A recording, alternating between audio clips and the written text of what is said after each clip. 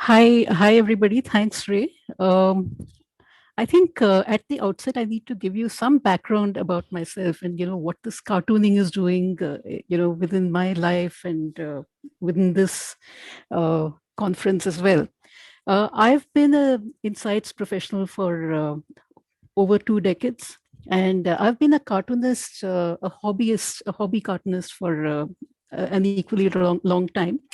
Cartooning was on the back burner for many years, and in fact, the flame in the back burner has had also gone out. Now, more recently, when the stress really got to me, I found myself reviving this cartooning, practice or whatever you would call it. I started to, stress cartoon, and then I started to express myself through cartoons, and I found it soon became a cathartic. It became a way that I expressed myself. It became a stress buster and much more. I started cartooning for, about research, about marketing, and more than that. And I started cartooning for Azomar as well. Now, an interesting thing about this is that, I found that as a person, I do reports, research reports, I do cartoons. I think I'm a better cartoonist, more effective cartoonist than I am a report writer. And I was listening to the first part of this conference where, they were talking about how researchers, the reporting is not of great quality. I'm one of them. One of those people who produce, I think they're pretty decent, but then perhaps the clients don't. But I think that my cartooning is superior in terms of the impact that it has, in terms of the communication impact compared to, what I do in my research work. And why is that? One thing that I realize is when I cartoon, I come from a different place in my head. Whereas when I write research reports, I come from a different place. When I cartoon, I come from a place of wanting to create impact. Whereas when I do research reports, I come from a place of wanting to do a research report. So, that is one fundamental difference that I have seen between cartooning and research. And I think there is a lot that I have learned, about cartooning, the way I cartoon, which I think will help us in creating sharper reports and so on. So I don't want to be, pontificate and, sound very heavy here, but I think I have a few things to say, which I'm going to say very quickly. And I hope I say it well. Okay, so I have 7 things to say. I have many more, but I'm going to limit myself to 7. So let me start with what a cartoon is. Cartoon is storytelling at its sharpest. It's storytelling pared down, storytelling with impact. So it appeals to everybody. It doesn't leave out anyone. And nobody, when confronted with a cartoon, wants to leave it alone. They want to engage with it. And I think that is a very fundamental and first step to communication. That is, you must be interesting enough to engage somebody. So having said that, let's run through, what are the things that I have learned? And this is a very personal journey. So, I hope everyone learns from that as well. The first thing that I have to say is you need to figure out what you want to say. And you can say just one thing. You cannot say multiple things. If you can figure out that one thing that you want to say, that is half your job done. And I'm just going to give you, maybe 10 seconds to look at this cartoon. And I'm going to pause so you can read it. Okay. So, do you wonder why we are sinners? I mean, in our lives, maybe we didn't register all the 10 commandments.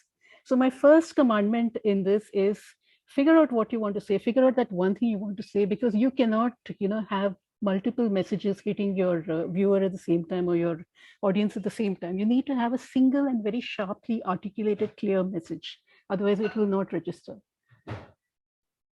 The second thing is to find the essentials. Now, you have a story to tell.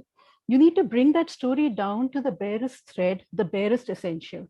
You cannot have multiple threads of thought that, impact your messaging.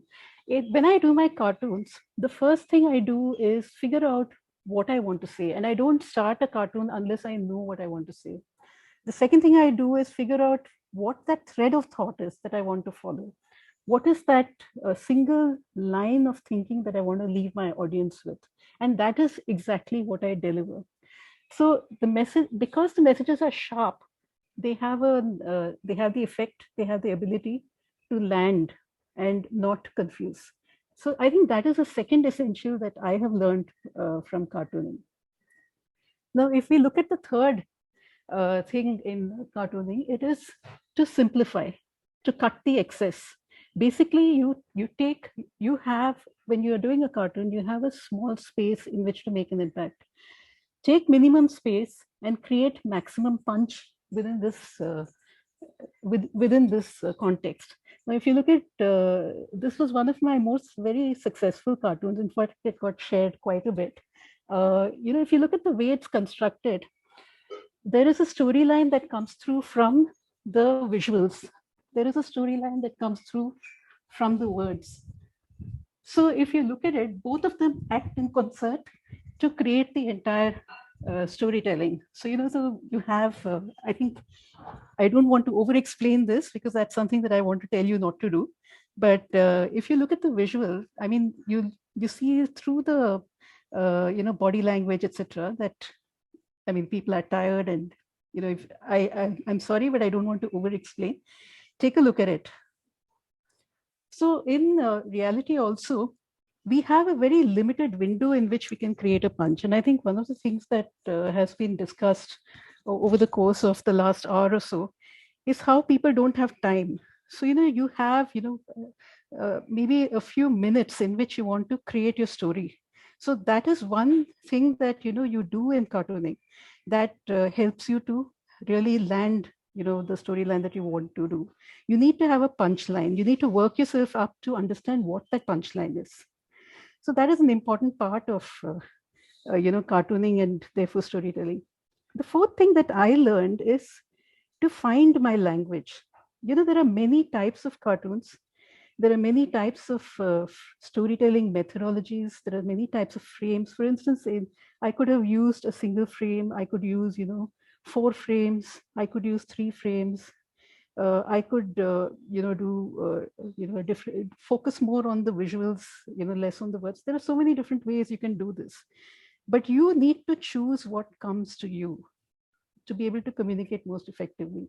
So to find your communication signature and to have that, showcased from, who you are, I think that is a very important aspect of communication.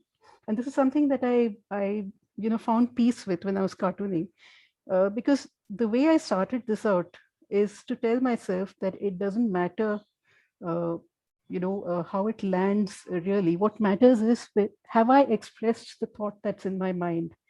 Is it expressed the way that I want to express it? Those have been some primary thoughts that I've started out with. And I think although we are audience focused, although it's important to us that, the audience grasps what you're saying, it's important to us that we are true to ourselves as well when we communicate. And this was something that I learned through my cartooning. Then my fifth is something that everyone says, which is less is more. But when you do a cartoon, believe me, less is more. You do not say more than you have to. You use your audience as part of your communication process. You assume that your audience is an active listener, is an active participant in your process. So when you do a cartoon, you don't say everything. You allow some space for interpretation. So you engage, you draw in the audience, you get them to ask you questions. And often, I find that the best, outside of the cartoon world, in my real world, my insights world, the best presentations, the best interactions are where you get asked a lot of questions. So you need to have a cartoon or a thought process that provokes, that makes people think, and the audience will meet you halfway.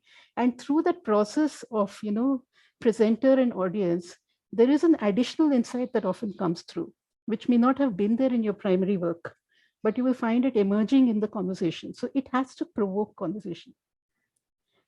I don't know if I'm going too fast for you to actually read these cartoons. So I'm going to give you a few seconds for you to read this. I am a lazy perfectionist, and this is how I felt. So I hope you like this one. Okay, my next principle is disruption. Now, one way to every cartoonist, their ultimate need is to create the double take. That is the best impact that you can have through a cartoon. You want people to be provoked. You want them to say what, or laugh, despite themselves. It's the same in the real world audience as well. You need to disrupt. You need to say things in the way that it challenges their current ways of thinking. True. I mean, not all research is about challenging thoughts. Maybe you have a lot of thoughts that maybe confirm what people think and so on. But if you do have a disruptive thought, don't hedge it. Just front it. Just put it in their face and say, "This is what we found. Now you tell me whether you agree or not." So that is the kind of dialogue that a cartoonist has with an audience. It's to just put it out there and then let the audience react. And that reaction is really what communication is about, because they may not agree with you, but they will always remember you, and that is important. My next one is, the final one today really is keep it light.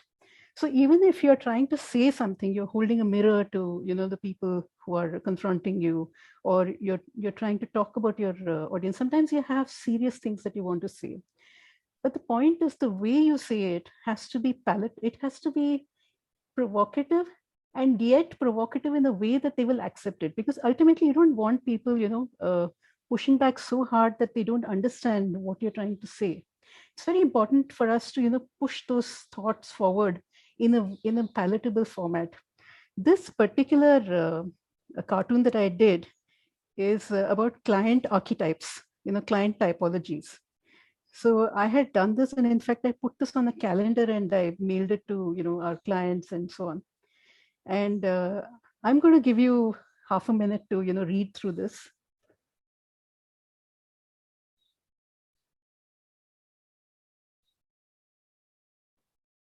Okay. Now I had clients call me back and say, "Okay, you tell me which type am I?" So they like kind of held a gun to my head and said, "Am I your super client? Am I your data glutton? I mean, am I flighty?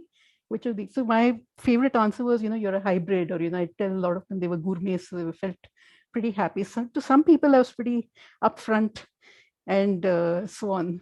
So I, so what, and none of them were offended. They were just interested, and they were happy to see this happen, so they want to laugh with you. So while this works in the cartooning world, I think it has a place in the in your insights world, non-cartooning world as well. So keep your heavy insights light. Go over heavy ground with a light hand. That's that sort of a perspective, I think, is pretty important. So I think in a nutshell, this is really what I have to say today.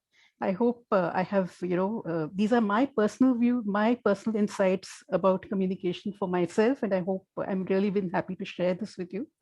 But my last important advice is please have fun. Let your sense of humor surface, because everything is funny if you allow it to give it a chance.